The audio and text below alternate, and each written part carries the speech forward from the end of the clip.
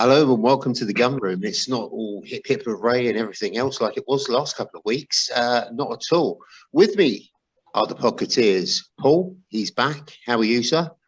Fine, thank you, Tom. Obviously, looking anxiously about whether we actually bring anybody in before the transfer deadline closes, but I'm not at all optimistic, and I wish we'd made some of the signings you'd made this window. Yeah, perhaps you can sign an 18-year-old apprentice or something for £3 a week on a 12-year contract. That'd be nice, wouldn't it? Yeah, well, I think we're interested in signing Jay at the moment, to be honest. Jay, how are you? Yeah, good, thanks. All good. Jay's got Sky Sports Transfer Centre on because that's live and active. I think Lauren's got it on as well. Just to keep us all up to speed with everything, anything that goes. Obviously, it'd be after the event, but we don't care. We want a bit of excitement in the Gunroom. How are you, Lauren? I'm great, thank you. You haven't got a hat on. You haven't got a scarf. You haven't No, I know. I'm sorry. I left this side down again, but it's just so cold. I have to wear all my winter layers, but hopefully in a few months I'll have the jerseys on, so you can hold me to that. You look like you're in the boardroom. Straight from work.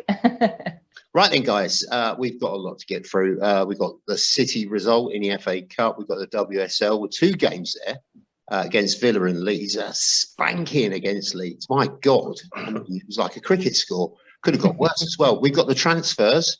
We'll be talking about Jorginho because he has split the ranks on social media. My God, it's all going off there. Some in favour, some definitely not, but we'll get to that.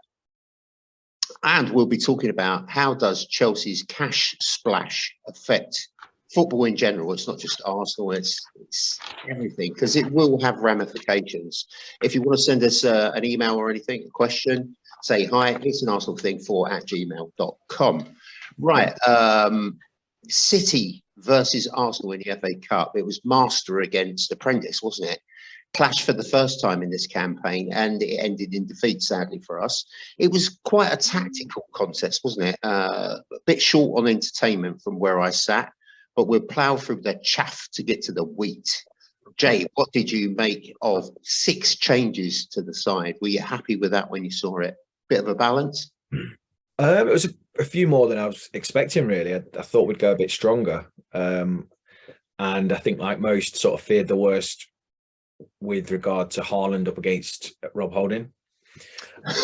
But all in all, I thought he did really well against him. I thought in that first half, he kept Haaland relatively quiet and showed, what a good defender he is. It was a right call taking him off at half time with him being on a yellow, but we made a lot of changes. And I thought in that first half, we did well. We were probably the better side, and we created some chances. Trossard looked lively on that left-hand side. Tomiyasu had that thunderbolt, didn't he? That was going at some speed. And I thought, all in all, I thought we looked like the more threatening side in that first half. And then the 6 changes, though, yeah, a few more than I was expecting. Yeah, it's quite odd that he did that, because there's people in there in this team that I thought he wouldn't put in, like he wouldn't put Xhaka and Partey in, but he kind of went with that, and that was a bit of a surprise. But I guess it goes to show again that we haven't got the strength and the depth. So let's just have a little run through that side. In goal, it was Matt Turner. We got Kieran Tierney, Gabriel, Holding, Tomiyasu, Xhaka, Partey, Vieira. Trossard made his debut, Nketiah and Saka. Lauren, what did you make of the performance yourself from a sunny position or a wintry position in Barcelona? Do you know what? I think I was similar to Jay. When I saw the team, I kind of thought they were really going to, have a few of our weaknesses exposed here. But I thought overall the team performance was very, very good. Obviously, the result was disappointing, but I think from a second choice team position, if you want to say that, we really didn't feel the strongest team possible that we could have. I thought we looked every bit as good as them throughout the game. They did, obviously they scored, they got that goal, and it was a bit of an annoying goal to give away. But overall, I think we can be very, very happy with it. I think it was probably a tale of two halves. I think the first half we looked, it was a bit annoying because I think we looked a bit stronger in the midfield in the first half than we did in the second, but then defensively we did look better in the second half. So had we have kind of, spread it out a bit more evenly, not so many changes, I think we probably could have come away with the results. But, at least it wasn't the league, it was the FA Cup, and I think a lot of people are a bit annoyed about it, but we have to be realistic, and it's not the end of the world coming out of a cup if we want to be serious about going far in Europe or even going for the title at this stage. So overall, it was good performance, and there's a lot of positives to be taken from it, I thought. Yeah, I didn't mind getting knocked out of the Coconut Cup, whatever it's called. I didn't mind that at all. But the FA Cup, obviously, we've got a long association with that, and I would have rather stayed in. As you say, I mean, again, people were, critical and full of praise. Paul, does it show that actually the gap between City and Arsenal has narrowed? I think it has, because obviously we got spanked. I think it was 5-0, wasn't it? We're up to the single figures now. I mean, I think the gap has narrowed in some ways, depending slightly swung towards Arsenal's way as opposed to City's. I'd also agree with what Jay and Lawton said. I thought Arsenal were the better team. One of my friends who lives in Tunbridge Wells, he's married to an Arsenal fan. This guy's an Everton fan as well, but he went to the game at Manchester, so it was good to get his insights into the match as well. And he kind of thought along similar lines to me that I thought Arsenal the better team.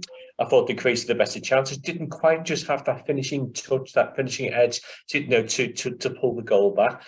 There were some really good performances from the team. I thought Turner had a really good, really good spell and goal. I thought he looked capable of standing if he ever needed us. So I was very impressed with him. And I think as well, when you looked at the changes that were made, for me, the key change that I think that gave City a slight advantage was Tierney being picked instead of Zinchenko, because Zinchenko just brings so much to Arsenal's play in that he appears, although he's on the left side, he appears everywhere and links up and delivers really good passes. So he made a difference when he came on the second half. So it was the goal was. Defensively, it wasn't great, was it? I mean, Saka kind of left Ake completely open to walk through or unchallenged to score the goal. So that was quite frustrating as well.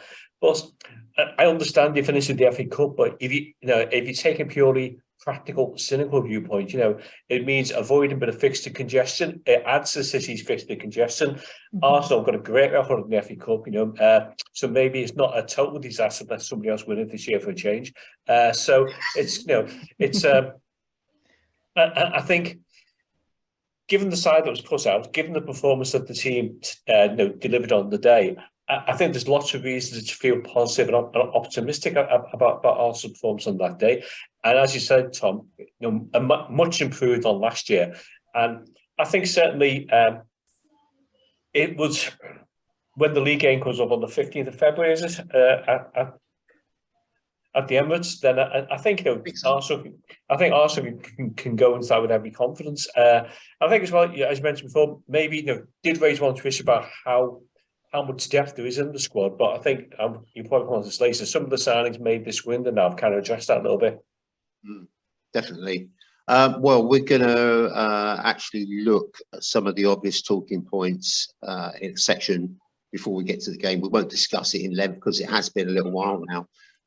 As Xhaka and Partey were alongside Fabio Vieira, that pairing was almost inevitable due to the strength of the opposition, wasn't it, Jay? Yeah. I catch you out because you're watching the telly. No. I've just got the Sky Sport. Throw him at the last minute. No. We needed to go. We needed to go relatively strong because what you don't want is an absolute battering, and you don't want to come away from that fixture.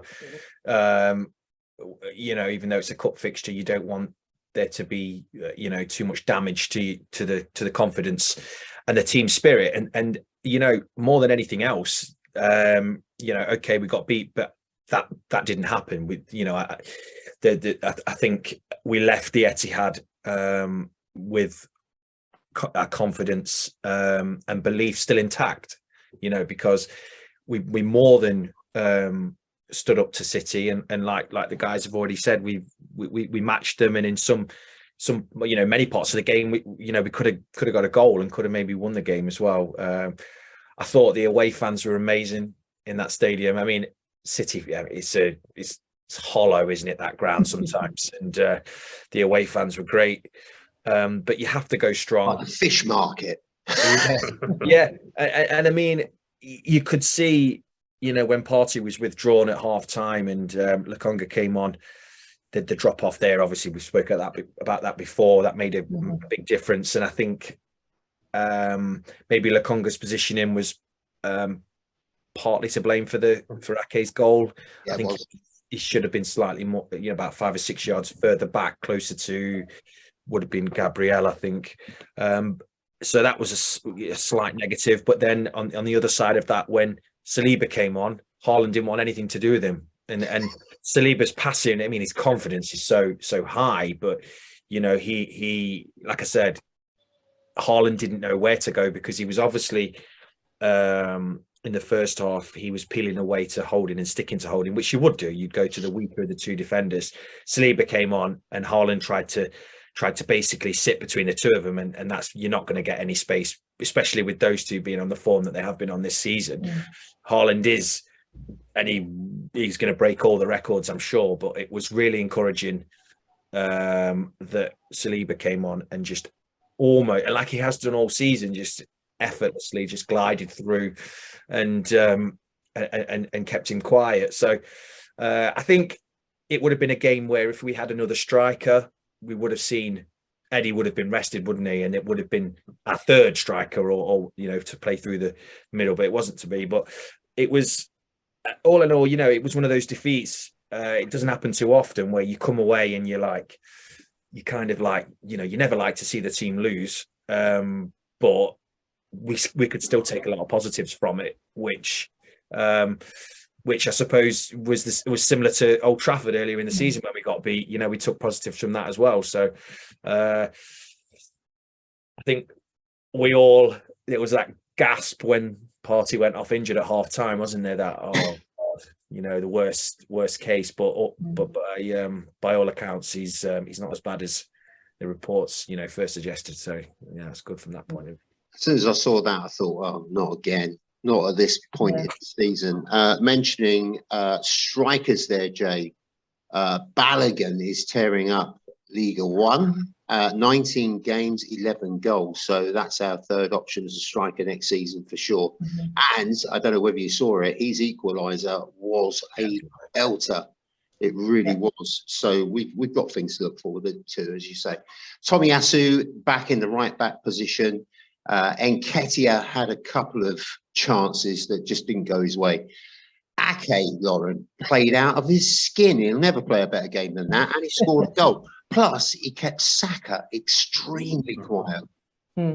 I think it was a bit of a frustrating game from Saka, I thought, because we're just so used to him having just a few moments of absolute genius throughout games that create chances. We've seen a few of them go in off keepers. He's so clever with the ball, but I thought he had a quiet game, and I don't know if it was exhaustion or was it just that Ake had such a great game keeping him quiet, but he definitely didn't look like the player we'd seen so often week in, week out in the league. But obviously if it's tiredness, you would kind of understand it. He's put in some shifts so far this season, and if we look at our bench now, I mean, that's definitely the position that is probably the weakest now, is our right wing. If Saka got injured, who would we put in there? Because I think Nelson is injured also at the moment as well. So it's a tough one, because I think it would have been the ideal game to rest him, but it was just a lack of options there on that side. But yeah, obviously, what a goal from Ake. I mean, the game needed a moment of magic, not even magic, but just a clever moment, a really, really smart, intelligent bit of play to swing the game, and that's exactly what City did, and it was unfortunate. Obviously, I think Matt Turner had an exceptional game, and I'm sure we're going to talk about him later on, but I was Sorry, he does scare me when he comes hollering out the box. He's like a Ferrari, isn't he? Absolutely. I was like, but see, I was like that as well the first few times, and then after a while my confidence in him grew, and I thought he was very intelligent throughout the game. He didn't make any rash decisions. He looked very, very calm. I was highly impressed by him. You know, even one-on-ones with Haaland, he looked completely in control. So it was a bit unfortunate for him, because I think, you know, it's definitely, it was a tough goal to try and defend, because it was so well placed. You know, it wasn't even the power behind it. Couldn't do anything. No. But unfortunate for us. But like you said, Ake will probably never have a game like that again. So let him enjoy it. Real hero. I don't know whether anyone saw that, but where the box that I'm in, I was morphing into everybody. It was like a Doctor Who moment. It's brilliant. I was Jay, then I was Lauren, then I was Paul, and I was Paul again. It was technology. Hate it. Paul, what did you make of Trossard? What a bargain. We've talked about him before on the pod. Yeah, I mean, I remember me and Jay talked about him a few weeks ago. I mean, I thought he was, you know, an absolute must for Arsenal to buy if he become available. Yeah, I mean, he had that chance in the first half, didn't he, with the left foot shot towards the near post. No, maybe on the day could have just beaten the keeper for power.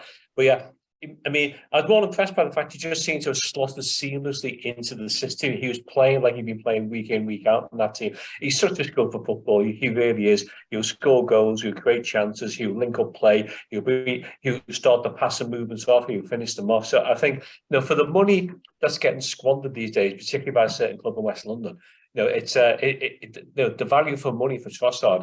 I think it's been an outstanding bit of business for Arsenal.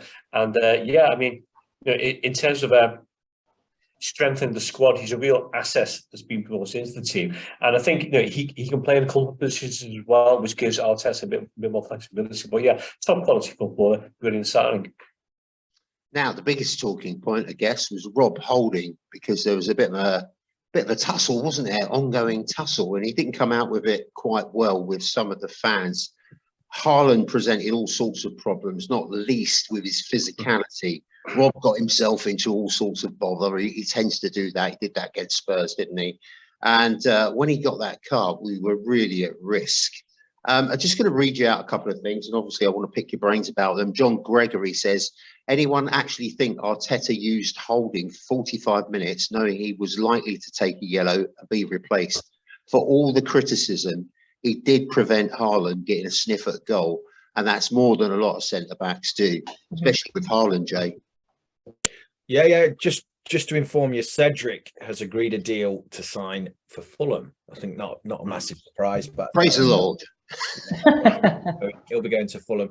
So yeah, like I said, I thought Holding did well. There was that early tussle where he got the yellow card. I think he was a little bit too touch tight on him, and Haaland looked to spin him behind, which obviously you don't want that. But you know, Rob Holding's a good defender. You know, he's better than especially the last season or so. He's just been used as a stopper, as somebody who's brought on to stop, you know, or to defend or to see out a result. And in the last sort of 10 minutes, if it's a tight game, he'll come on and, you know, withdraw one of the forward players. He's better than that. You know, he's a solid defender. He'd be good for most Premier League clubs, but Arteta, he's also really good in and around the club. He came across so well on all of them. And you can tell there's a reason why he's been at the club and remained at the club and not been sold, because of all of those, because he's a great squad man. He's somebody that you can rely on, and he is better than I think a lot of people give him credit for. But he's not. Ultimately, if we want to continue on this trajectory where we're going, ultimately he isn't going to play as much as he wants to. But as long as he's happy to play the part in the squad that he's playing, there's absolutely no reason. I wouldn't get rid of him unless he really wanted to go. He's a model professional and he's got a great performance in him. You know, you only have to go back to the FA Cup final back against Chelsea when he absolutely he marked prime Diego Costa out the game, you know, alongside Perma to Saka. And that will give him a lot of confidence against Haaland. It was definitely the right call to take him off at half time, because that second yellow would have definitely come. But look, he surprised me. I was worried because it's Haaland. Most other strikers I won't be too fussed about Rob holding them the off. You know, if he played every week, he is limited, I suppose, to a certain extent from a technical point of view, and I suppose that might get exposed. But I thought he did so well on the night, and he deserves all the credit, you know, because he's a lot better than I think people give him credit for. I think the thing is that he can be a bit flat-footed, and against speed and pace, he really struggles. Like against he gets too tight. He gets too touch tight sometimes. Whereas he did that the once against Haaland, and then he sort of learnt from it. And but yeah, I like him. You know, I do like him. You can't not like him. It's just when I saw the team sheet, I was like, oh my god, is that for real? His hair, because Haaland is a brute. His hair is the greatest recovery story of all time. Amazing. Listen, Jay, don't start getting jealous about hair, mate. Don't start all that lot. Right, Paul, let's go away for 6 months and grow it, right? Paul, there's Stephen Wright in reply to John Gregory's was, mate, FFS, so he doesn't get banned on Facebook. Stop defending mediocrity. He's been here 3 years and he hasn't progressed. He's been given ample chances. It's okay for a player not to make it. It's part of football. I've wanted him to kick on and do well. He hasn't. He's easily replaceable. Would you agree with that? Jay's gone one way. What do you make of that one? I think anyone's easily replaceable, aren't they? But yeah, I think I agree to an extent with what Jay said there. I mean, given the fact that Haaland, one of the most prolific strikers in the Premier League, you know, he was only ever really caught out once when he got the yellow card. And certainly, I'm sure that was a concern for Arteta because you just kind of felt that at some stage in the final 45 minutes, the second yellow card would have been coming. But he kept Haaland quiet, or Haaland didn't score. So if you're saying how you're assessing his performance on the evening, your job is to mark Haaland to stop him scoring. Well, for 45 minutes, you did that. So, you know, you can't really ask for more. Obviously, he's got his limitations. He's not the type of libero type like defender who bring the ball out of defence, who play balls forward to the midfield. But if you know, I'm assuming Arteta gave him a specific role for that game. Stick to Haaland, stick close to him. Don't let him get past. Don't let him get ahead of you. And to a large extent, he did that. And I mean, you can't underestimate how difficult it is when you come into the team on an irregular basis to slot seamlessly into the system. It's really, really hard to do. And he must have an inkling that, you know, he's not every Arsenal fan's favourite as well when he puts on that shirt. So I'm sure that adds a degree of pressure to his performance as well. But, you know, echo what Jay said there, you're up against arguably your best striker. You know, you keep him quiet for 45 minutes. Well, job done. You can see Haaland getting frustrated as well, couldn't you? Lauren, here's the last one. Gee, we are harsh on aggressive backs. I love the guy. Always puts in and makes life difficult for the opposition. Well, he does, doesn't he? That's Scott Jackson's given us that one. You agree with that? I agree with absolutely everything Paul and Jay have said. I just think, like, perfect way to describe him as model professional. He's just, what a great, you know, spokesperson to have for the club, you know, and we saw within the documentary, I think a lot of us remember, he really represents the club well. And I think that's why Arteta is so happy to have him around. And I'm sure, like, you know, you have to be realistic here. He's an English defender. I'm sure many clubs would love to have him, but it doesn't seem as though there's any rush to get rid of him. And he doesn't seem to be in a rush to go. And I think he said it himself, you know, yeah, you just have to appreciate where you are and love being around the club, because it's not every day you get an opportunity to play for a club. You know, didn't he say, I'm getting paid for kicking at football, so, you know, happy days. That's why he smiles all the time. Absolutely, yeah. What did we make, Paul, of Odegaard berating Lokonga, who stormed off the pitch and down the tunnel? It's a captain's role, isn't it? I haven't known a football captain that doesn't turn around and give you a flea in your ear. Yeah, well, I say so. It's part of the captain's job, you know, and it just shows he's assumed the role and responsibility and taking it seriously to heart. Yeah, I mean, it's.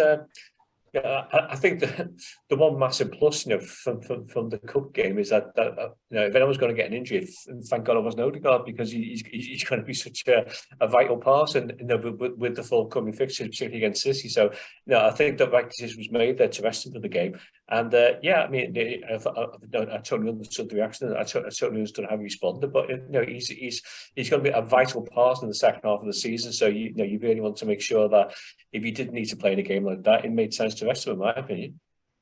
Well, I mean, I've got to be honest. He was only doing what I was doing in my lounge, going, "Where are you, Lukonga? Move up, get tighter, come on!" So you expect that of a captain, right? Yeah, Let's give you a few facts. and to be fair, Lukonga's a player you can get frustrated with quite easily, isn't he? Yeah. Well, yeah, it's the thing is, it is a tough gig for Lukonga because there is a player in there, and we'll talk about it in a bit. But he's going on loan, so that will be good for him. But he's got to get over himself a little bit. He hasn't kind of come through as we all expected.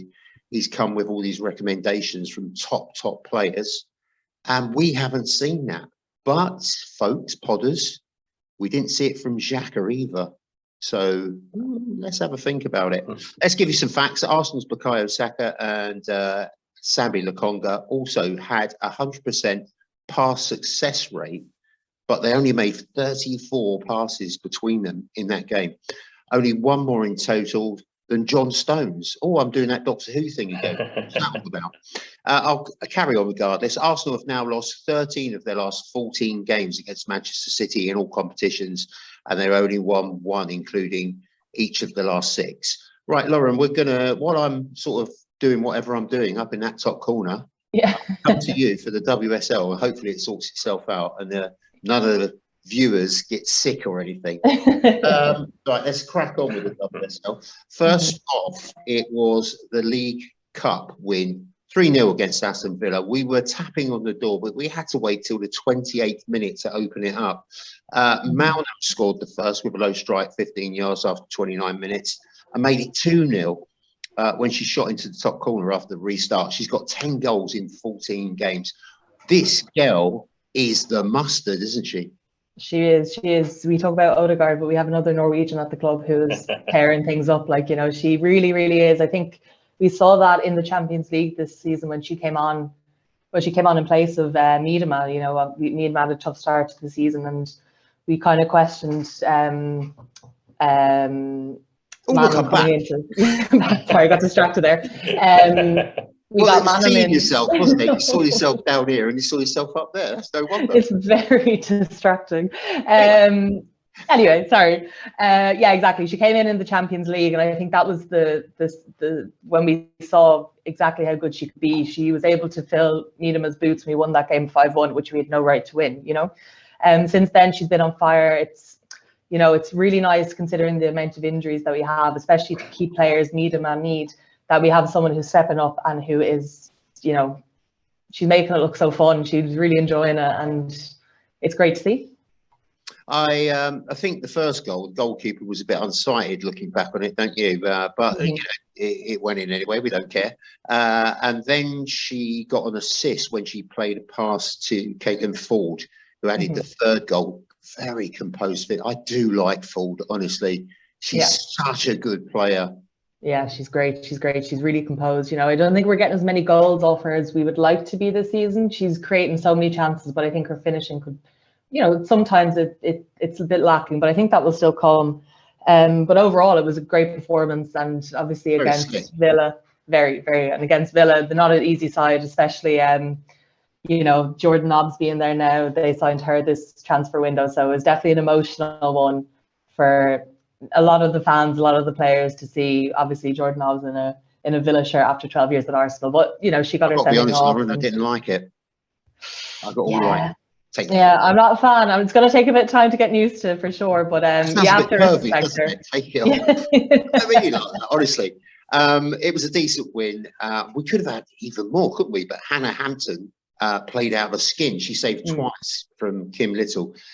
So let's give you some stats on that one. Line up here: 49% possession for us, 51 surprisingly for them, 13 shots for us, 7 for them, 8 shots on target for us, 2 for them, 5 for the Gunners, 1 for them. Corners, that is, 12 fouls and 6 for them. Player of the match? I don't think there's any doubt in it, is there? I'd say it has to be Malum, of course. Yeah. Getting us into the semi-final against City now in the cup, so something to look forward to, and obviously any bit of silverware we can get would be great. Well, Arsenal v Leeds, oh my God, what a mauling. in the FA Cup, mauling by any standard, but their defence was as good as Arsenal's camera work, wasn't it? Oh, God. Some of those long shots, I mean, Christ, I had to get binoculars out to have a look at that. It was scandalous, really. Arsenal website, come on. It was shocking, really. I've never seen, it was, if you can find the clips from that match, it was horrendous. It was really, really bad. It was like someone was hand holding a camcorder. And most of the long shots were it was awful. I felt a bit motion sick watching it at that stages. It was so bad. Three divisions between them, isn't there? And it looked like it as well, to be honest. On the evidence of that performance from Leeds, they're going to have a tough year. This was a hiding. We can't dress it up. And Leeds were absolutely awful, weren't they, in defence? In amongst the undeniable clumsiness at the back, Arsenal had some really class goals. We just ran them absolutely ragged. Yeah, I mean, it's tough, of course, especially, we think about the FA Cup, in the men's, and you have teams like Wrexham who are able to compete against championship sides, but when you think about Arsenal playing against Leeds, they're semi-professional, if at that, you know what I mean? It's the difference is huge. And even before the game, when the draw was done, one of the Leeds players was the most exciting day of her life. She was playing against Leah Williamson, you know what I mean? She was asking for the jersey beforehand. So it just shows the levels that there are. She was starstruck. And I think it's a pity, but, that's just the reality of the game, that there is this massive divide between the divisions. And, hopefully it can be improved as time goes on. But, at the end of the day, at the end of the day, it was a great result for Arsenal. It could have been more, but it is what it is, and you'll hope for a narrowing of quality over the coming years, hopefully. I don't know what this thing's about, but it's quite busy. I feel like I'm in some sort of dirty nightclub. Oh, we're back again. Right, so 4 got a scrappy goal, but they all count after 10. I'm going to pronounce this wrong, aren't I? Cool? Nope, sounds good. 13 minutes, there was a penalty. 43rd minute, Kim Little tucked it away, but I couldn't see whether it was a penalty or not, because the footage, it was so far away. She was about that big, and I couldn't tell whether she was outside the area when she fell over or not. What did you make of it? Was it a penalty? I mean, harsh one to give, but yeah, obviously the referee could see better than we could. So I think he was fair all game, so I can't really complain about that. But there's a little dot in the distance that's just fallen over. I'm not sure what it's about. Where were we? Hurting 58, Beattie with a looping header. Blackstini's got a brace within 4 minutes. The first was a poacher's goal, and she followed it up with that cheeky back heel. I did like that one. Yeah. And then we got Agiman, 16 years of age. She banged one in the 80th. And the cherry on the cake was Pelova. 2 appearances, 1 goal. A recent addition for us, 23 years of age. I think she was breathtaking. Stunning. She was very, very good. I think probably worth mentioning her and Cool. They both came in this window. And, that's what's great about the FA Cup, is that these players get a chance to kind of mold into the team. There was a good few changes, obviously. I mean, Jen Beattie starting at centre-back. We don't really see much of her. She's a great squad player, very, very similar to Rob Holding in that sense. Like, she's a great person to have around the club and what she brings. But fantastic for her to get the goal, and especially for the new girls as well. They're both very young, from different leagues, so for them to get on the score sheet, I think only it will only stand to help them. So all positives, really. Absolutely. What a spanking. Honestly, as I say, it was like a cricket score. 2,405 at Meadow Park, which is down on our usual, isn't it? But never mind. Pick of the goals for you, Lauren. Who are you going for? I think it would have to be Pelova. I think she had a great game, stunning strike, and I'm looking forward to seeing more from her, what she can bring. She was my player of the match as well. For sure. She just shone so brightly. Now, Arsenal were making a world record bid for Alicia Russo. That's all falling through as we speak. Yeah, that was a tough few hours for me. I really thought, I mean, for the scale of it, obviously we all know Alessia Russo from the Euros. She's phenomenal. She's been very important in United's title challenge this season. They currently sit top of the league, above Chelsea on goal difference and above Arsenal with 1 game in hand. It's very tight. It's very, very tight. I think had that deal have gone through, we would have been looking at a pretty, injuries permitting, we would have been looking at a very, very strong run in from Arsenal going forward. But I think, you know, her contract's up in the summer. I have a feeling that she was persuaded to stay with the kind of condition that if United get Champions League, she'll continue on, and if not, they'll let her go for free to join a club that can offer her that. Disappointing, because it would have been an absolutely monumental signing, and I got very, very excited yesterday, but was meant to be this time around. I was like sending you stuff. Wow. Didn't come off. Too good to be true. Too good to be true, unfortunately. Lauren, bring us up to speed with Katie McCabe. What's going on with her? That's the last bit from this section. Yeah, there was also a bit of a heart in the throat moment when it came out that Chelsea had made a bid for Katie McCabe.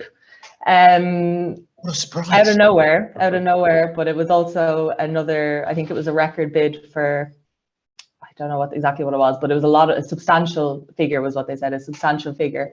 Obviously, Chelsea and Arsenal have a very clear rivalry, wouldn't be selling players between each other, but you know, they obviously saw something that they liked, and we know what Chelsea have been like this season. There's money seems to be no obstacle. So Toddy Long Pockets, digging deep, coming up with the camera smash. Absolutely. Well, as I say, one of those players you don't really want to send anywhere, leave. But you can understand that she wants to move on.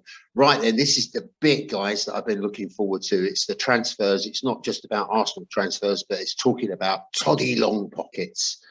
Chelsea are going for it this transfer window. 300 million in a window. That's more than last season's entire figure. It's absolutely mad. Fernandez, 105.85 million. It's financial madness. Paul, this has got to, at some point, affect smaller clubs. The pyramid is getting more pointed, and he seems to want to buy the pyramid, the sand around it, and most of the desert. I mean, what's madness? I was just totally bewildered. I still don't fully understand how the financial regulations apply in European competition, Premier League competition. I mean, I know from an Everton perspective, you know, we're very limited who we can buy this season because we've transgressed some elements of the profit sustainability rules, which don't appear to apply to Chelsea. They can just bypass it by signing players on 9, 10, 11-year contracts and somehow circumvent the league requirements. And I think what's quite striking as well is they're not buying proven players, particularly. They're buying players with potential and paying enormous fees for them as well. And it just distorts the market, doesn't it? You know, because they can then, you know, selling clubs going to be saying, well, hang on, you know, say if Arsenal has to make a post to somebody, they would say, yeah, well, Chelsea have offered 90 million for it. You better to match that. And as you kind of find out with a Mudrick there as well. So it has distorted the market as well. There seems to be no rhyme and reason to it also. I think, as we said off camera, you know, whether Post has actually had any say in those recruits or not, I've no idea. Whether he, and you know, the question mark is he's not really used to managing these big name stars who come in on big salaries. So whether that's going to be an effective way forward for Chelsea or not, I don't know. But you know, we've seen in the past clubs that try to buy success, and it doesn't always work out. But it's got more chance of working out than if you don't try and buy success. So it's a double-edged sword, isn't it? I think it's fair to say Chelsea have not been in the Premier League era everyone's kind of favourite club or anything like that. I think they're doing the best to ensure that reputation doesn't leave them, because I think they just added to that considerably. And don't forget, I mean, this is an owner who wanted to bring in a North-South game and one or two other crazy NFL-type ideas into the Premier League. And my kind of nightmare scenario is that, you know, if we get to the stage where the Premier League is owned by 15 American owners, then they've got the majority in the Premier League when it comes to voting any amendments or decisions to be made. And you can just see a decision a few years down the line being put forward about whether automatic relegation from the Premier League is stopped. Because one thing, you know, like Todd Baholi do not like is jeopardy, any chance of losing your status at the top table. So it'll be quite fascinating to see how that pans out as well. But yeah, it's I think despite all the money they splurged this this window, I'm still not convinced they'll make the top four, and that'll be a bit of poetic justice now, wouldn't it? There's no way they're going to make top four, and he can spend as much as he likes. But FFP, what's that stand for? Forget fair play. Jay, is this a master plan by Todd Bowley just to get all these big players in and then reignite the Super League? It kind of feels like it, doesn't it? He's spending all this money. He's not a man to let money go. He wants it back, and he wants it on top of. Well, I mean, Paul summed it up brilliantly then. I think if you go back to when Roman took over all those years ago, he spent, I think I heard it on the radio earlier, a very, very similar amount to what Bowley spent this window.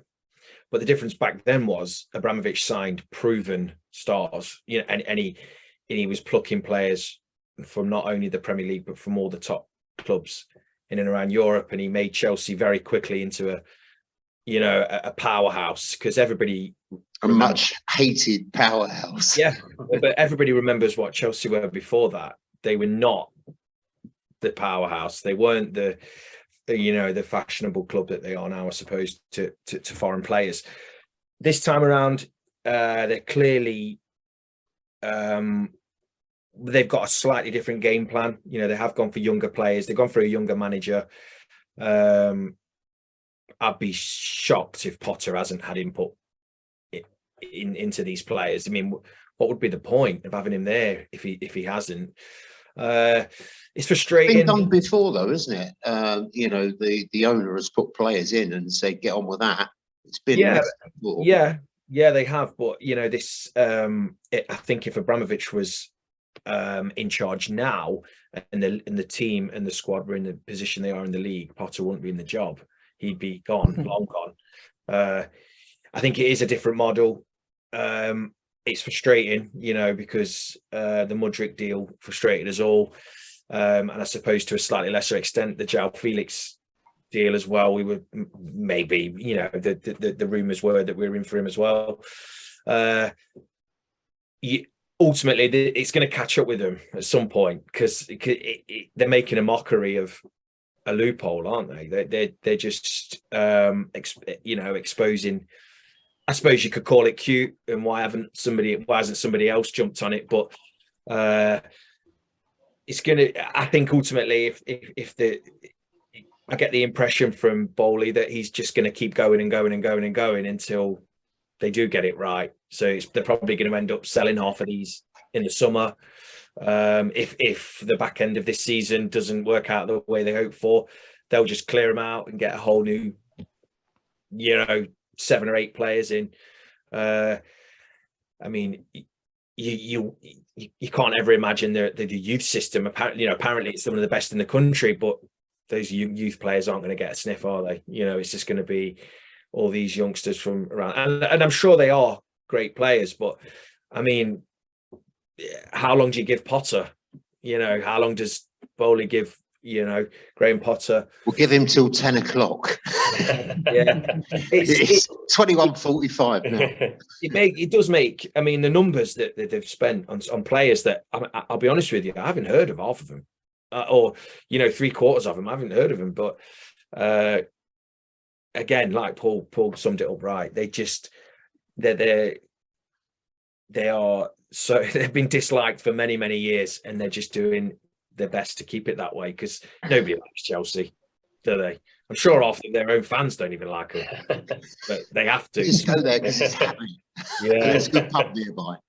Yeah. Trevor Francis was the first £1 million footballer back in 1979, and everyone gasped.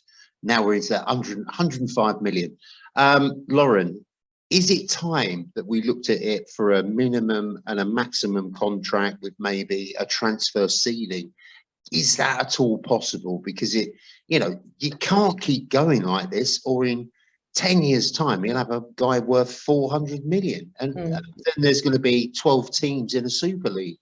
Mm-hmm. No, I mean, it definitely needs to be looked at, and I think something that's been really telling is the amount of money that's been spent in the Premier League. Majority of it spent by Chelsea, but if you compare it to the other leagues, Bundesliga, La Liga in Spain, the drop off is staggering. The amount of money in the Premier League is actually sick, and it's, you know, we talk about how much it can damage, you know, the football pyramid, but it's only going to damage the whole football network across Europe, across the world. And we're going to see a lot of players, you know, we saw it Mudryk, we saw that, okay, one winger went in the summer for 100 million. That's what we demand for this player. It needs to be better regulated. And obviously financial fair play isn't the answer, because we see there's loopholes around it. So whatever a sustainable way going forward is, that definitely needs to be explored, because it's just going to get out of hand. And, you know, it takes some of the joy out of it as well, that it's only, I mean, it's kind of been something we've said for a long time with City and obviously Chelsea when they got money as well. But the trajectory that it's going on now, it's getting a bit worrying, and the amount of money as well, it's not right, you know. Carve Solikol on Sky said that players were drawn to English clubs that were in top flight football, European football. That isn't the case anymore. They can go to a club, get a fat salary, contract, and all that sort of thing. Paul, do you kind of agree with that? That the whole game is changing. It's not so much about ambition now; it's more about money, isn't it? Yeah, I think to a large extent it is. I mean, and you can't even begin to imagine what it must be like to pay for your monthly paycheck, and you're getting the equivalent like £1 million a month, you know, for your effort. It's just obscene almost, isn't it? You know, the division of wealth like that as well. Yeah, it's you know. You don't want to hark back to the good old days of the maximum wage back to 1960, 61, but you know, it had a certain levelling up effect, that, didn't it? Yeah, I mean, in a modern capitalist society, you know, sadly, I don't think you can impose a wage cap or a wage limit, you know, because European clubs would then take advantage of, you know, possibly the wage cap in the UK and, you know, recruit the better players. But yeah, well, I mean, you look at players lacking commitment to the cause, you know, being more interested in money. You've only got to look, you know, your ex-striker with the gold suits and the gold card turning up for training to get an idea of a kind of the mindset of the modern footballer these days. I mean, I'm sure not all. He's doing ever so well for himself now, though. Cavs. Oh, I'm sure he is. Yeah, I mean, he's got his own number plate on the bench, hasn't he? But yeah, I just think it's it's frustrating, and you know, when you watch a local player like Saka come through from the academy, a local lad who's wearing the shirts of his team, that you can't beat that feeling. It's really gives any little kid watching the game the inspiration that I could be like him one day. You know, when someone's suggested in for 120, 105 million, and I don't, you know, as Jay said there, if you're an academy player, you're thinking, what's my route to the first team here? How do I progress? I think in the long term, in terms of the developing England as the international power at World Cup level, you know, it's going to impact upon that as well, because these players aren't going to get the chance to progress, you know, at Chelsea, at Man City, at clubs like this. And I think that's something really that's been looked at for a while, but no one's really found a solution to that, to open a pathway to more local English homegrown players, you know, progressing into the first team in the Premier League. And I think de facto the Premier League's becoming the European Super League because it's getting all the best European players anyway. You know, so it's a geographical word that is the door in England, but effectively it's the European Super League. And although I had no sympathy with the proposal of the European Super League, you can understand why, like Real Madrid, Barcelona, and Juventus were thinking, hang on, the Premier League's become the dominating power here. You know, we used to be that power 10, 20 years ago. What can we do to address that balance? So I think I agree with you, Tommy. You know, it makes the it makes the advent of the European Super League, particularly under the increased number of American owners, more likely than less likely, in my opinion. And I don't quite know what the current status is of the proposal for that competition, but I've read a few articles, how true they are, I'm not quite sure, that the English teams, although they didn't join the ESL, have never formally left that association. So the names are still there as part of the constitution, but so they never actually formally pulled away from it. So if it were to be revived, I'm sure it's going to come back in some form sooner or later. It's going to be fascinating to see how that one develops. Yeah, I think there was something about it today. I think they went to a court in Madrid about it. I heard. And there was something about this, and basically, I think it was ruled that it's they're completely able to and legally allowed to have a competing body go against UEFA. I can't remember the details now exactly, but basically what they said was any club that had their name, you know, associated with the idea of Super League, they can't be fined for it because, you know, it's monopolizing the game if they say just UEFA can determine it. But other than that, I didn't hear much else. So John Malone pointed out that in the summer there is going to be a 5-year rule, so that there's going to be a maximum contract of 5 years. So that will put paid to Mr. Bowley. Right, now onto our transfer window. Jorginho from Chelsea was a bit of a shock, but it seems to have a fair bit of logic behind it, doesn't it, Jay? When you get over the nervousness of having another chap in the side, you kind of start looking at the bigger picture. Or maybe not. So I'm in two minds really.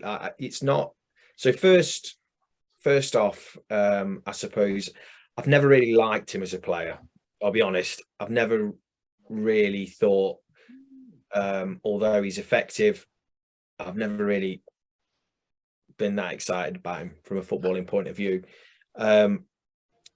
With that in mind, you know, obviously we're all petrified of Thomas Partey getting injured because of everything that he brings to the team. How when he's not in the team, the dynamic changes so much, and the control and the ability to dictate the play changes so much when he's not there. Now, the players that were coming in, your Lukongas and your Elnenis, you know, there was such a drop. I think that drop has lessened with Jorginho. So from that point of view, it makes perfect sense. You know, the midfield in general is a lot stronger. He's going to bring experience. He's a winner. He's good on the ball. I hope that he, and I mean this in the nicest, best possible way, I hope he is a bit part player. With what I mean is, I hope Partey doesn't get injured, and I hope Xhaka doesn't get injured, so we don't have to use him too much. I think we're all on that bus. Yeah. So it makes sense, I suppose. It's just, you know, and obviously I'm going to back him, and I hope he does really well. He's just somebody who I'm not massively excited about. I don't want to come across negative, because I would, you know, obviously as a supporter, I'm going to back him like I will everybody else in that squad. But I hope he can help out the youngsters, and I hope he can contribute, you know, because we're going to need him. And I suppose with the, you know, with the other two players that have come in this window, when you look at the squad, you look at the bench, it's a lot stronger.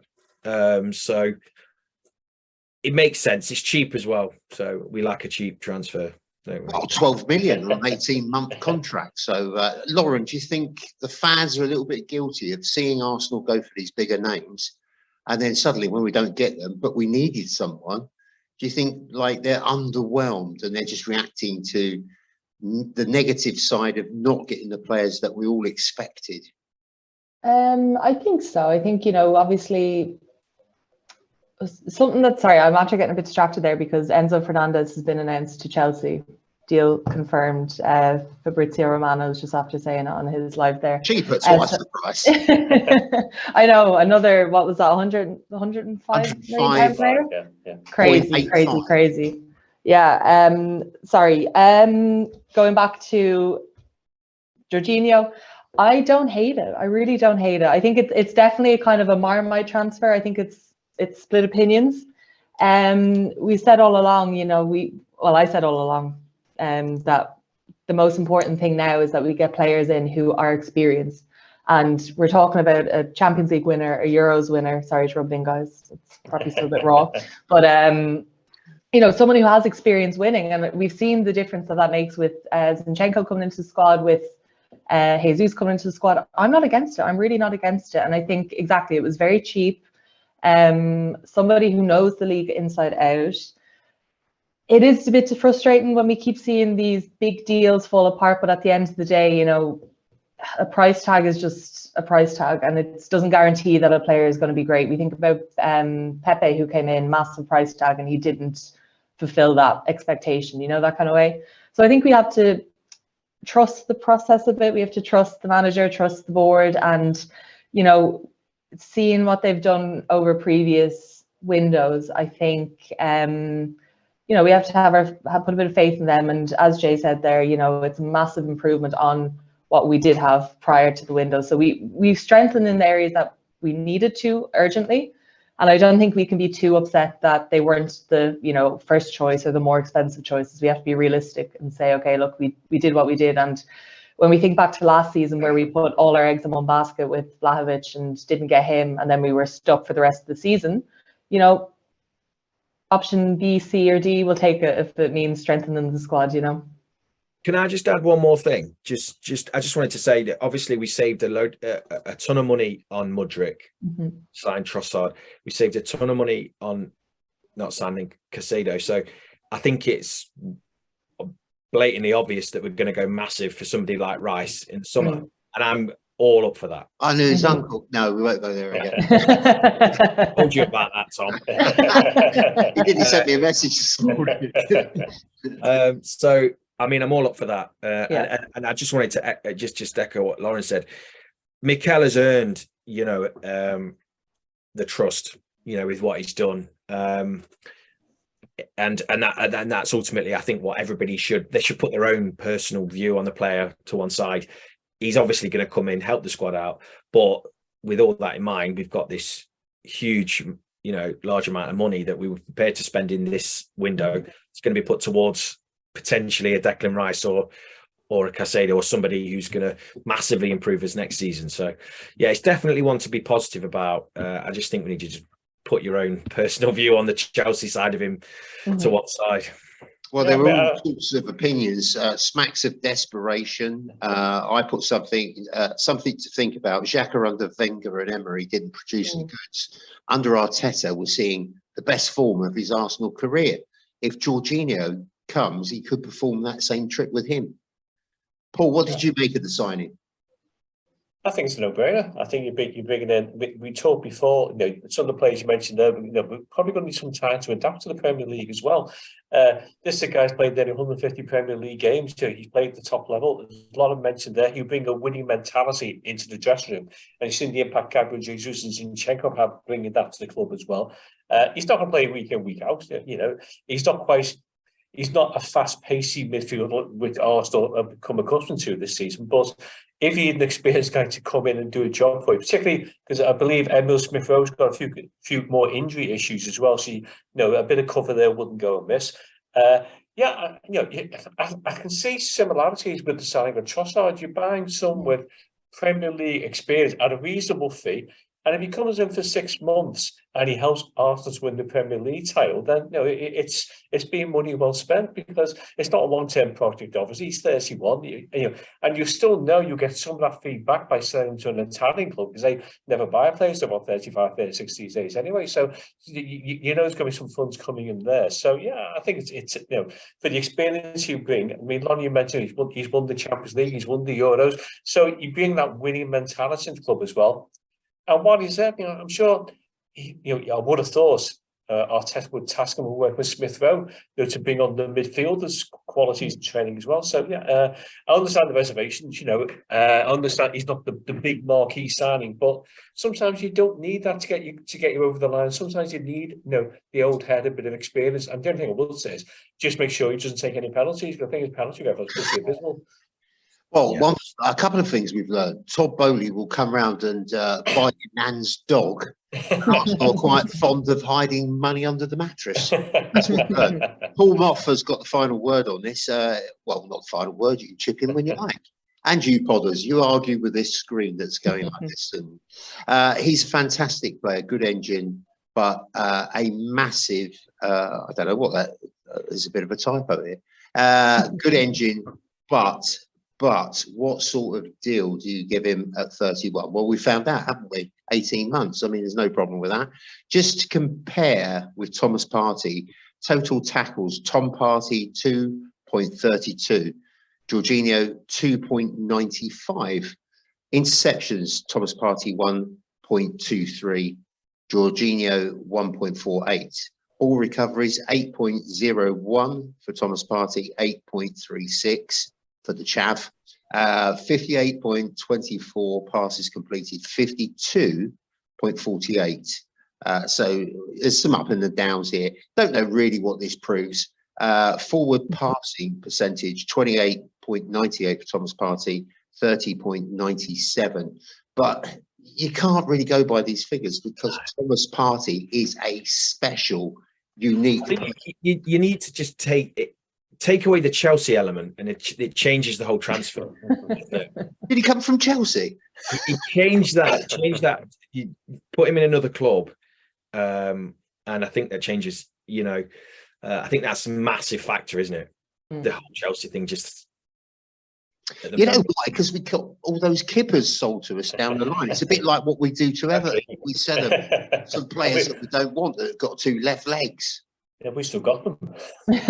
We have had some stinkers, Jay. Petr Cech was well gone, well past his sell by day. If Mourinho puts you on the bench, you're not doing anyone any favours, are you? Gallas. I mean, you could go on, couldn't you? Tara Williams. I mean, rotten. Yeah, he was awful. Stank the place out. So let's get on to the last bits. Lokonga on loan to Palace. Do we like that? I think it's a good move. Let's go with you, Jane. Yeah, it's a good move. He's on the ball. Lokonga's decent. He's a solid player. I don't think there's any debate with that. Technically, he's good. He's a bit slow, and his positional sense sometimes isn't up here or down there. I think both. I think technically, I think he's slow progressing because. A real part of our game this season has been counter-attacking football, getting the ball out wide with the midfield coming through the middle and supporting, whether it's Jesus or Nketiah. He's a bit slow progressing the ball up the field, and his positional senses and his awareness. Like, I wasn't massively keen on Ødegaard screaming at him, because he hasn't played much. He's low on confidence. He plays in a position that's so key, and he's second to Thomas Partey. He's not a stupid bloke. He's going to know just how much pressure. There's a lot of pressure on him. So when he comes on, he has to take his chance, and he hasn't been able to do that. And it's tough. It really is tough. In years gone by, when we would have been much further down the league, he would have had more chances, and he would have been able to. These mistakes wouldn't have been highlighted too much because the rest of the team are making mistakes. Well, that hasn't been the case this season, and it's tough for him. And I do feel for him from that extent to that point. But sooner or later, you have to say to him, you need to take your chance. You need to start stepping up. We have to, whether we like it or not, as a club, move on from these kind of players and replace them with, I suppose, Jorginho, or replace them with players that can make an impact and that can affect the team in a positive way. I hope he does well at Palace. He's got a good coach, in Vieira, and he's going to be at a club that, again, like I just said, that they're not flying. So I think he can learn there. If you were to, I'll be honest, and I think we've said it before, I haven't seen enough from him to think this loan is going to, transform him and he's going to become a part of next season's squad, because I think he's one of the players that in the summer we're going to probably look to move on.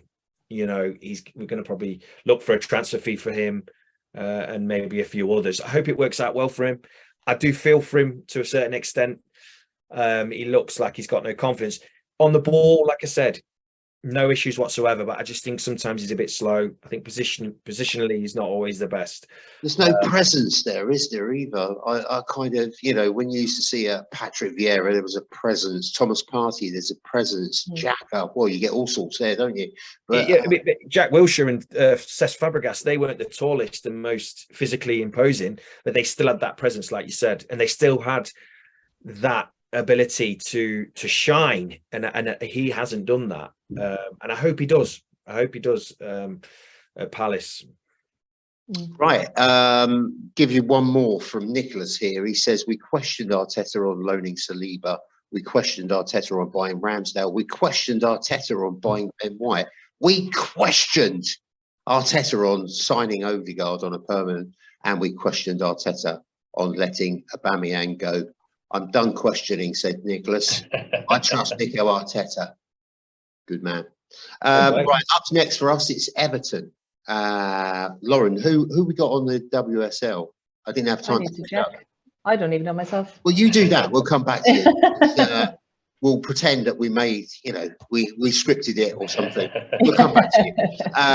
From your point of view, Paul, Sean Dyche, I mean, were you disappointed? I did say to you, didn't I? I sent you a message. I said, Sean Dyche has got to have that job. Got to have that job, that Everton job. Yeah, I mean, the idealist in me would love Bielsa to come in, because I think he would have changed the club from top to bottom, and they would have brought young players through, which I'm more in favour of.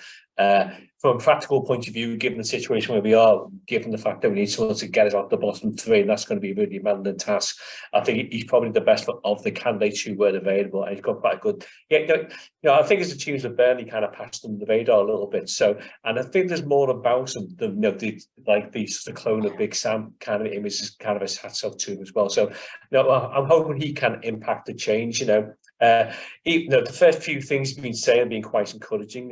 Even little daft things like saying the players have to wear shin pads during training. Well, why wasn't that like an expectation anyway? No wonder we're getting so many injuries all the time. Have slices of toast down their socks or something. I think they're practicing flip flops on the track now, but I'm not quite sure what was going on. But it's just. Well, they have played like with wearing flip flops, hasn't they, recently? So. Oh yeah, I've seen plenty of beach footballers the best in the Everton scene at the moment. But yeah, he's a practical choice, and if he can improve the current players that we have, because look, on paper the squad doesn't look that bad. We've got some good players in there who just have underperformed for one reason or another. And I think one of Lampard's problems was he very, very changed his starting 11 regardless of what the performance like. I think Dyche is much of a hard taskmaster in that respect. So I think you're not performing for him, then you're not going to be playing. But I said to you, he likes a bit of effort, doesn't he? He wants. He does, yeah. I mean, look at the last 5 times Burnley played Arsenal. I think Arsenal only won one of those last 5 games, and they drew 3 and lost 1. So there's a bit of hope. You had to mention that, didn't you?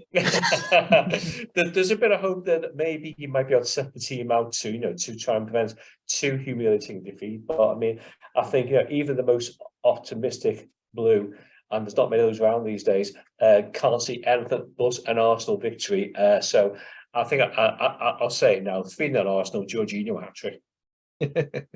He's got to settle in. This is the thing. He's got his ideas across, and that would be lovely, Paul, if you could do that. We'll slip you a few quid in the post. I'll get your address after we finish. Isn't it funny to think Dyche is the 7th permanent manager hired by the Toffees under Mashiri since he took over nearly 7 years ago? Bizarre. Yeah, if you count the caretakers, it's 11. Is it? Yeah, because John Fergus had 2 spells in charge. David Unsworth had 2 spells in charge as well. So it's 11. It's just it's an absolute recipe for disaster, isn't it? And of course, I know Mashiri didn't have a great role at Arsenal, but you kind of have some experience of his decision making. And there's even protests going on tonight outside the training ground about the. Well, that's where we thought you disappeared to. You had a big battle plan, and you were getting like spikes and placards like Jay's got in his spare room. I've still got those. No. Conky's out. Conky's in. When we move house. What sort of Everton can we expect, Lauren, facing Arsenal after Sean Dyche comes in? I think it's going to be a tough gig. I think so. I think, obviously a new manager comes in and, I think players want to put the best foot forward. I think it's going to be a lot more difficult. I think it's going to be a lot more organised than we've seen Everton play the last few games, They've had a tough window, though. I think, obviously losing Gordon was a big blow. As far as I'm aware, no one's come in, so it's it's tough. Like, and a manager in so fresh after the window, it's going to be difficult. But I do think we're going to see probably a bit more organisation and a bit more of a fight from some of the players. But in saying that, it's the 7th manager in as many years. it's nothing really new for a lot of these players that have been there for so long, and it's a difficult one, obviously, because it's such a big club. It's disappointing to see. And even the live streams that I had on here with the transfers, the main things that were coming up was, Everton fans seem to be the angriest and the most annoyed with how their team have performed. So, overall, obviously positive that the new manager's coming in, and you'd hope that he'd be able to do a job and keep them up, because I don't think anyone wants Everton to go down, really. They bring so much to the league. It's a really respected club. But it's a tough one. And I think, they might have a decent game against Arsenal, but how well it bodes for the rest of the season. I hope not. Paul, no offence. I don't want that either. About 9-0, but don't want to add to your misery. Jay, did you think that was the right way to go, or would you have gone Bielsa? Because it seems like a long term and a short term, doesn't it? So, long term you go for Bielsa, short term to keep him out of trouble, definitely Sean Dyche. Yeah, I think it was the right choice. I think he's a good manager. Yeah, he's a good manager. I think it's a good appointment. I think getting that amount of money for Gordon was pretty good. I thought. He ultimately in the position that Everton are in, you need the whole squad 100% focused, and he clearly wasn't. So get as much money. I was just reading Everton have had a bid rejected for Giroud. So after you tried Sound 6 years ago. Yeah, I think it'll do a job for you for sure. Oh, absolutely.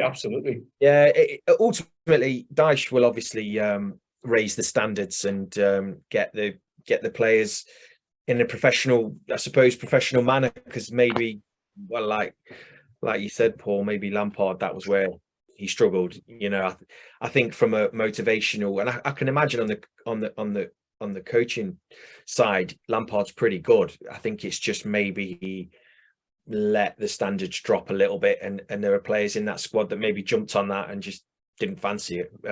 Whereas that's going to be the complete opposite now. Dyche is going to give him a kick up the backside, and I think he's a good appointment. He's a good manager. Well, look what he did to Burnley. Funny story about Sean Dyche. I was flying back from Ibiza, and he was on our flight, and you know how, like, I can't remember, I think it was an EasyJet flight. He gets about, doesn't he, Jay? He operates with everybody. How annoying. If you want to sit next to your wife or your friend or whatever, you have to pay, don't you? He got on there with his wife and they sat separately, which so even a Premier League manager didn't want to pay that extra. I'm not paying that. And that is a true story. I love that. Yeah, well, but good appointment. Right then, guys, let's do predictions for the Everton game. We will start with Paul. Yeah, I can't see it. I mean, I can't see anything but an Arsenal win. But if go back to what Jay said there and what Lon said, I think the team will be far better organised. So I think if we were to get the first goal, we could possibly scrape a draw from it, which would be, from our point of view, would be absolutely brilliant. To be honest, given the way the club is at the moment, and I don't really like to say this, a 1-0 defeat like your defeat at Man City, where we played really well and you see signs of progress, I think most fans would come out thinking, well, we've seen a bit of an improvement here. That's going to help us. But yeah, I just can't see anything but an Arsenal win. Sorry. Yeah, that's sad for you anyway. Well, it is, isn't it? I mean, Tell me about it. Yeah. Stop chuckling and amusing yourself. What's your prediction? You know what? We drew against Southampton, didn't we? We drew against Newcastle and Southampton in the league, so a draw mightn't be that crazy. But I still think we're going to win, and I would go with 2-1. I'll go 2-1. 2-1. Oh, nice. Yeah. Jay, what's your view? I think he's not long been appointed, hasn't he? He's only been there a few days. I think if this appointment would have been made 2 or 3 weeks ago, I think maybe he hasn't had too long to have an impact on that squad. So I still think we can go there and get a fairly comfortable win. Fingers crossed. But it's a tough place to go, Everton. It's one of those games where in years gone by, last season was an absolute car crash there. So I think Arteta will look to sort of right that wrong. So I'm going to go 2-0 away win. Okay. But much better Everton performance. Yeah, well, to be, doesn't it, really, from what I've seen recently? I mean, it's shocking, but yeah, I mean, they could pull off a draw because Dyche will do that. He'll sort them all out at the back, but I've got a sneaky suspicion that if we can grab a goal, then we'll get 2. So I think it's a 2-0 for me. Doesn't fill your heart with joy, does it, Paul? But oh, absolutely not. you've still got roughly half the season to go, so Sean Dyche is the man for sure. I was really worried they were going to bring Big Sam up. He was going to join the fold again, or Rafa. Well, if you think the process of being bad so far, it's nothing like what people would be the Big Sam come back and tell you that. Yeah, parking the bus football. Guys, it's been brilliant. Thank you for coming on again, and I will see you on the next one. You look after yourselves. Podders, don't forget, it's an Arsenal thing 4@gmail.com if you've got anything to say, anything you want to bring to our attention. Cheers. Night. Bye, guys. Thanks, everyone.